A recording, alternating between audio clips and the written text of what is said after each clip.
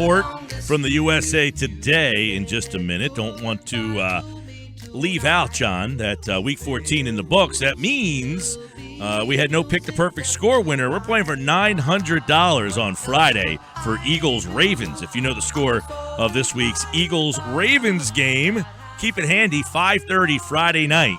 I don't know the score, but I do know one thing about that game. I don't think either team's going to run the football at all. Marty Morningwig has taken over as offensive coordinator in Baltimore, and they don't run the football at all.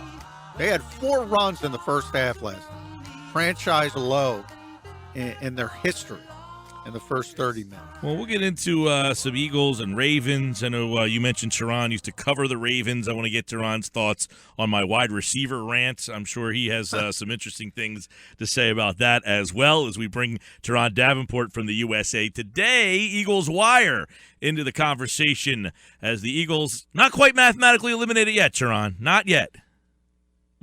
Yeah, there's a chance, like in Dumb and Dumber, 1 in a million. 1 in 5 million is 1 actually in 5 million. Hey, that's even worse. Yes, it is. So let me start with 5 and 8, 8 out of their last 10. Do you see a common theme throughout the course of this 10-game, streak where they've really struggled, scoring the football? They haven't put up, offensively, the touchdowns have been hard to come by for them. What is the common theme over since that 3-0 start? Well, the common thing is on both sides of the football. What you see is the offense not coming out with the same urgency and enthusiasm. I don't want to say enthusiasm, but the same good start that they need to come out to. And you look later in the game, they go to that tempo offense, and then you start to see them able to move the football. So that, in turn, is hurting things defensively because these guys are continuously having to come out on the field after the offense is going 3 and out, and it's just not a good situation on either side because that's the thing a lot of people don't realize how interrelated each side of the football is. So when your offense is playing well, your defense could feed off of that and vice versa.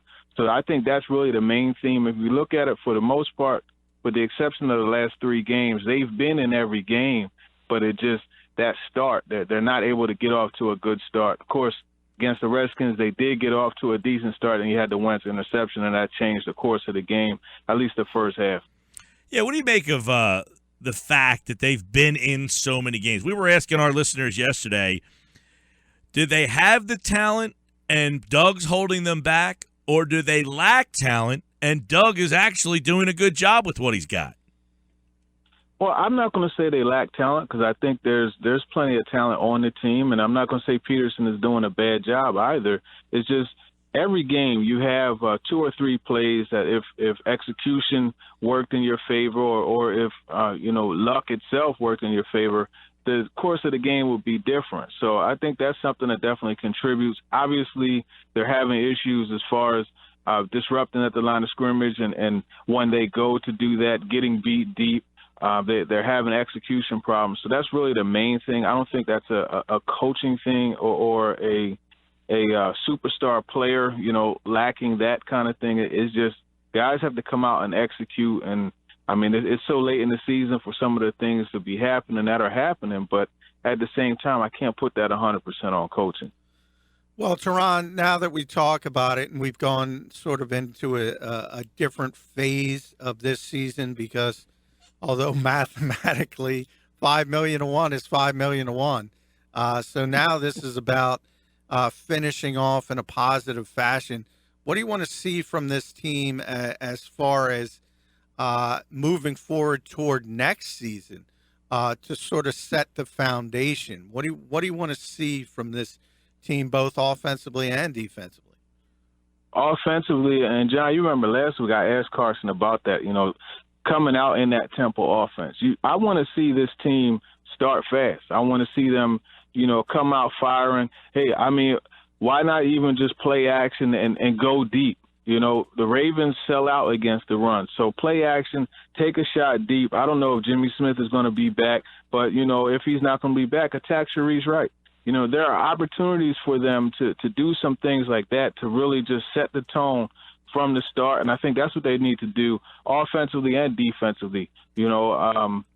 Continued development from Carson Wentz, movement within the pocket. You want to see him be able to find those throwing lanes, and Nelson Aguilar, you want to see the continued positive mindset. You want to see guys like Jordan Matthews make plays. The chemistry between Wentz and the tight ends, Trey Burton and Zach Ertz, that's something that's continuing to grow. So you want to see that happen also on the offensive side of things. I mean, running the football is kind of a lost cause now. I mean, it just doesn't seem like that's something that they're going to do, be dedicated to doing. But that's another thing that you would like to see. You look on the flip side defensively, hey, man, let's get to the quarterback. I want to see guys like Fletcher Cox, Brandon Graham get to the quarterback. And, that's related to how the guys are playing outside. So, obviously, at the same time, you want to see coverage on the outside. You want to see Jalen Mills. I would like to see him work some in the slot. I think that he's a guy that can be disruptive at the line against slot receivers. I think that, McKelvin is someone that they really have to examine. Nolan Carroll, he's going to be a free agent. They need to see what they have in him also. And just as a unit, you want to see better play from the secondary as well as the guys up front. The linebackers, I think what you have there. Nigel Bradham is outstanding. Jordan Hicks is becoming an emotional leader for them. So you can't really ask for much more from them. Obviously, Kendrick's not playing much because of the 3 receiver sets they had last week. But, just overall, you want to see the back end be more solidified. You want to see better play out of McKelvin and Carroll specifically. And when we look forward, obviously, you used to cover the Ravens. So you're plugged into Baltimore. And one of the things we don't talk about with the Eagles, and I mentioned it earlier in the show, is that Joe Douglas has taken over the personnel for this team. Yes. And he grew up under sort of Ozzie Newsome with the Ravens, and that famous sort of 2020 mentality of scouting they have down there, and paying the young guys $20,000, and they turn into these superstar personnel people. As far as Joe Douglas, and as far as what you know about him and his philosophy, how do you think he's going to put his stamp on this team's personnel department? Well, let me ask you, what kicker is the most consistent kicker in the NFL right now? Hey, he got one blocked, Turron. He got one blocked. Hey, that's not on him, right? The guy jumped over Justin. That was a heck of a play. Yeah, it was. Shea McClellan jumped over the Jeremy Zuta and blocked that, or whoever it was. Not Zuta, it was the other guy. I forget the long snapper's name. But anyhow, he jumped over and he blocked it. But looking at Justin Tucker, and you remember when he was up here last year, during training camp, I remember Jimmy Kemsky and the guys, man, because, Kemsky loves the kickers. And I remember he could not believe what Justin Tucker was doing. I saw Tucker hit a 68-yarder in practice, right? So I say all that to say this is an undrafted free agent that Joe Douglas found. You like how you like C.J. Mosley? You like him? You think he's a good player? Very good player. Yeah, Joe Douglas was, the driving force behind them selecting him. I mean, there are numerous players.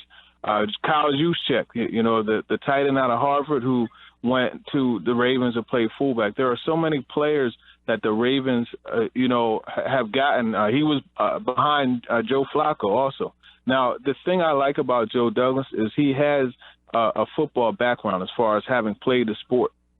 So I think that's something that's really important when you're scouting, because you're able to filter through some of the things that someone who may not have played can't. Something simple like watching them at Senior Bowl week. Sometimes a guy may not, feel good that week. He may not, be healthy that week, as far as it could be something simple like a stomach virus, so you factor that in and you remember, okay, I remember back when, I was playing and I tried to fight through that, and man, it was tough for me to fight through it. So, you know what, I'm not going to have the white glove type of approach with him because I understand what's going on. We're going to look at other things. I think that's something that's really valuable with Joe Douglas. But also the thing that I think is going to help is just the fact that these guys, the Ravens as a team, they'll identify somebody that they want to pick, and they're going to pick him. It doesn't matter. You look at Bashard Perryman last year. You look at Mosley again. These are guys that they will pick, and they don't care what other people think. They're going to make that pick, and I like that out of, Ozzie Newsome and Eric DeCosta. Is that to suggest then that we should is trust the right word, the Eagles' evaluation in front office? Because there's a lot of people when you go down this road of these kind of conversations, Turron, that say the common denominator in the lack of playoff success has been Howie Roseman. Yeah, I think the trust should be there. I mean, ultimately, Howie Roseman has the final say, but you got not only Joe Douglas from the Ravens tree, you got Andy Weidel also. So, these are two guys who grew up in that tree, grew up in that family of, the process by which they go about evaluating players and how they do things. And it's no secret that Ozzie Newsome and DeCosta and these guys do an excellent job every year of bringing guys out. So, I think that's reason to trust. But, I mean, look, it's all a learning process. I mean, obviously they're going to now be in a higher position of power. So we'll see how this thing plays out. But I think it's going to be a good situation for the Eagles and their scouting staff. We're chatting with Turron Davenport, USA Today's Eagles Wire. Turron, let's ship to the game. Is anybody going to run the football this week with Marty Morningwig in Baltimore? And obviously Doug Peterson, who, Ryan Matthews had it going a little bit, at least last week against the Redskins. And I think his last run was, I don't know, 7 minutes left in the third quarter, somewhere of that nature. And Baltimore yesterday, I think, ran it 4 times in the first half. Is it just going to be pass happy no matter what on Sunday?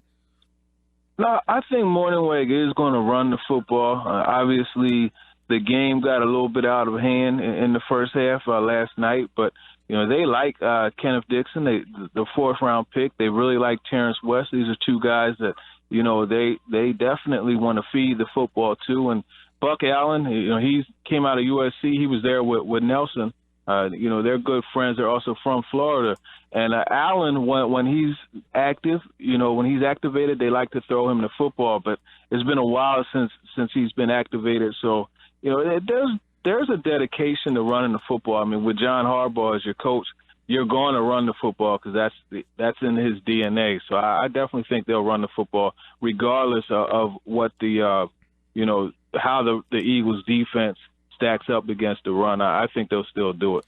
Turron Davenport, I want to get your opinion on, you mentioned something about Dixon, a 4th-round pick. The Eagles have had a really tough job kind of finding these diamonds in the rough, finding a guy who, plays over his level, especially skill position guys. And John and I were talking about wide receivers, and I referenced this wide receiver rant that I went on at the beginning of our show, and I'm not suggesting that Bryce Treggs is going to be the next Deshaun Jackson or some game breaker, but you got a guy who can run. He's got a skill set.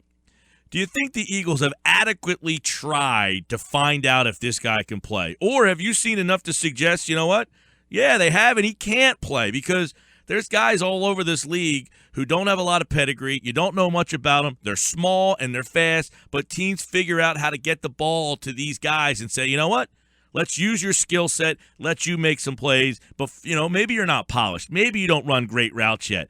But do you think a guy like him has been underutilized to in the season where they need playmakers as bad as any team in the league to say, hey, let's just try to figure out different ways to get this guy the ball? Have they done a good enough job utilizing some unheralded guys? Have they given the guys that they drafted high too much of a shot? Yeah, I'm not going to say they've given the guys drafted high too much of a shot, but I will say they need to give Treggs more opportunities. I mean, under 10 total reps in the last two weeks is not exactly giving a guy a shot. So I would like to see him get more chances. But, I mean, this is where I hate not being able to see practice. You don't know what's going on in practice to keep them from playing him. And obviously the coaches, Carson Wentz also, if asked about him, they're not going to beat him down in public, to the press, to us. So who knows what's going on in practice? But, I mean, just from a game perspective, I don't think he's getting the opportunities.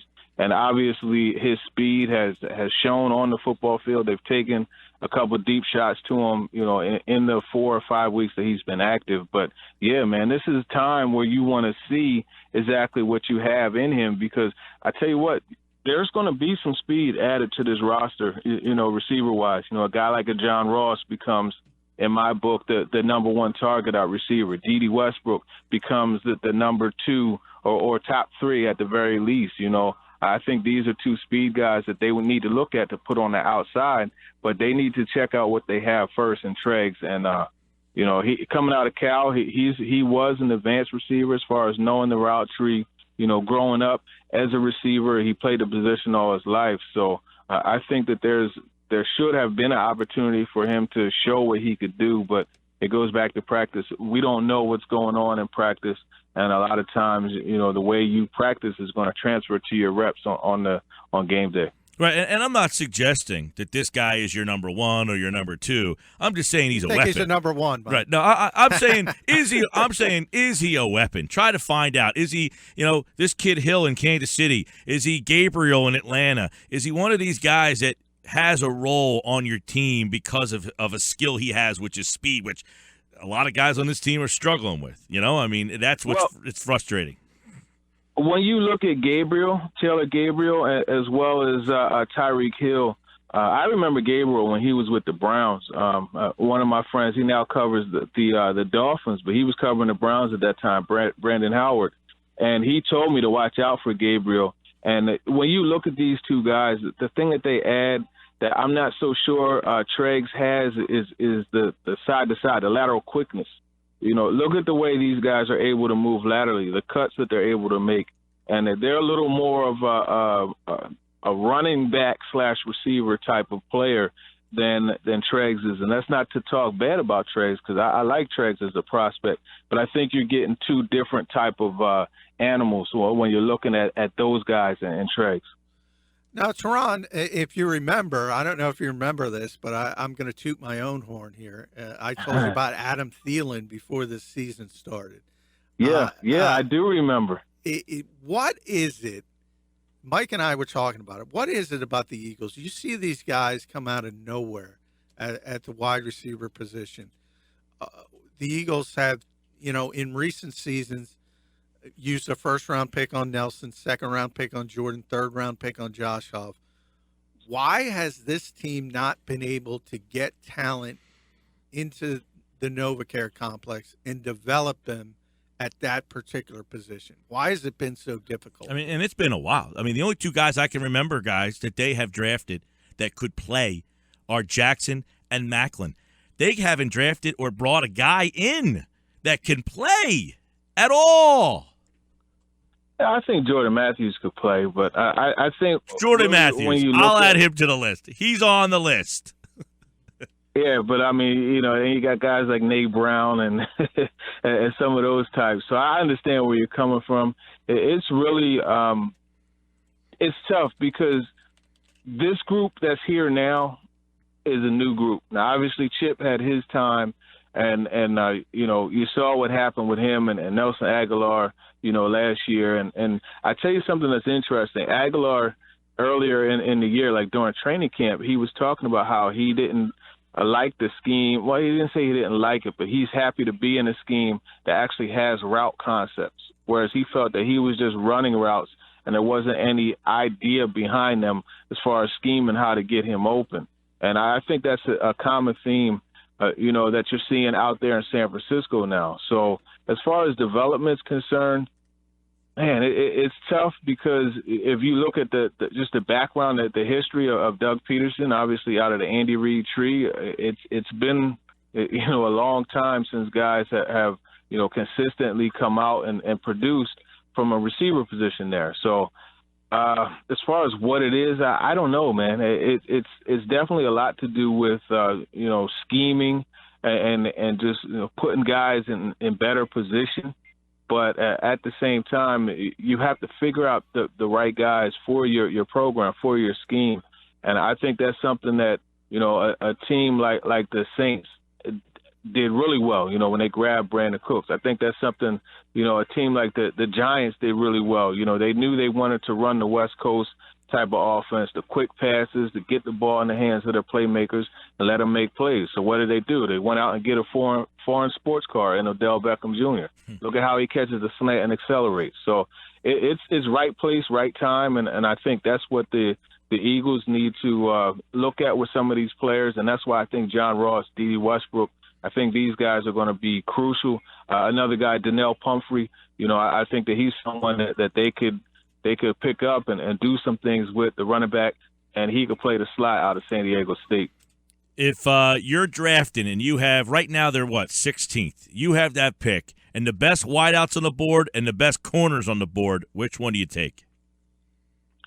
Well, in my book, the best wideout for the Eagles and best corner for the Eagles, they both play for Washington. And I personally think Sidney Jones is the number one target for the Eagles. If I was drafting, he would be the guy that I would take first. So that being said, I'm taking Sidney Jones over John Ross, and I would try to come back in the second or if somehow he drops to the third and grab D.D. Westbrook. If only if Marvin McNutt could have played. They would have been doing pretty good here. It's sad. We're talking draft already. That's a bad thought. Yeah. I will ask you this question then, to bring it back to this season. And how many guys of this young group do you like moving forward? The young guys who got a lot of playing time moving forward that we're going to see some more of. Because we talk draft, which of the guys from this draft class have impressed? It starts for me with Wendell Smallwood. I think Wendell Smallwood should be able to challenge for the feature back position next year. I am that confident in his rushing skills. I love the way he runs the ball inside. He bangs it inside very well. We'll see how he comes back from the knee injury. It wasn't a major one, so he should be able to be back and be ready to go. From there, I mean, you have the obvious in Wentz. Everybody's going to say Carson Wentz, so I'm not even going to mention him. But Jalen Mills, I think, is another one that definitely, leaves some future positive moments for the team. He competes, and if anything, from a corner, that's the one thing you want is the ability to compete and the ability to compartmentalize. He'll put a bad play behind him and come back and line up and talk trash to you on the next play. And that's something that you got to like. Now, obviously, the speed is a bit of an issue, but, that's where your technique comes in. You learn how to turn and run a little bit quicker to flip your hips. His click and close skills are there. So I think, Mills is a guy that can develop into a starting corner, and he should, in my book, be starting now and next year. So those are two guys. Seumalo, I think, is still – a work in progress. That's still something we have to see. Paul Turner has definitely showed promise. I think he's a viable option in the slot position. We'll see if that Cincinnati game was kind of the top end of what you'll get from him, but still, he's a reliable receiver. So those will be the three that have impressed me. Outside of Wentz, I would say Smallwood, Mills, and Paul Turner. All right. Eagles would have been better off this year with McKelvin and Carroll, Maxwell and Rowe, or Williams and Fletcher. It would be nice to have Eric Rowe. Or Shepard, or Lito and Sheldon. Hey, now that wasn't a bad tandem. I mean, we might as well keep on going back further and go, Bobby Taylor and Troy Vincent. But at least they don't have Toast Jenkins out there, man. So McKelvin and Carroll or Maxwell and Rowe? That's tough, man. I would probably say McKelvin and Carroll, just because I think Maxwell and Rowe, Maxwell's contract kind of keeps you from being able to go out and grab another guy that can come in and be your dominant corner. I think Drake Kirkpatrick and Stephon Gilmore, these are two guys they'll probably have to look at. I don't know that I would give Gilmore the money that he wants, but I think Kirkpatrick could be a pretty good option for them. So I would say the McKelvin and Carroll, because they give you flexibility to address the position further. Now, my problem with that, Turron, That's an ugly conversation right there. You could have had McKelvin, Carroll, and Rowe. You could have had all three. Yeah. And I think that is the one, and obviously he goes to New England, didn't play last night, but it has been playing well in recent weeks. I understand he wasn't a fit for what Jim wanted to do, but he's a young guy. Couldn't you have got him in your system and taught it with that kind of skill set? That is the one move I look at that Howie made, and I said it just didn't make sense to me. Yeah, I definitely was not in agreement with that move. If you remember, all throughout training camp, I mean, I was a very big advocate of Eric Rose, and he just it's interesting just watching personalities. You know, his personality, and that's something I noticed about him when I first met him at Senior Bowl, and then it carried over to Combine, and, you know, when I came here, he's a bit more laid back as a person. You know, he's not fiery, so sometimes personalities, obviously Schwartz is fiery. You know, he's a guy that's an alpha type of personality, so sometimes they don't mix, and, you know, as a result, the team, it seemed like they moved on from Eric Rowe prematurely because he wouldn't have been expensive to keep, right? And then at the same time, he still, even if you didn't play him as much on standard defense, he still gave you a solid special teams contributor as well, and he gave you safety depth also. So it's tough, you know, trading him for, was it a conditional fourth-round pick, I think it was. I mean, the Patriots did what they do. You heard them talking about it last night, man. They'll grab guys who, with quotation marks around it, did not work out somewhere else, and they make them work in New England. Turron Davenport at @Davenport_NFL. USA Today covers the Eagles and Eagles-Ravens this weekend down there in Baltimore. Listen to the game right here on 97.3. Always enjoy it, pal. Yeah, thanks a lot, man. I can't wait for this weekend. It's going to be awesome. You know, going down to M&T, I'm looking forward to it. So, yeah, definitely. You guys take care. All right, Turron Davenport. We talked about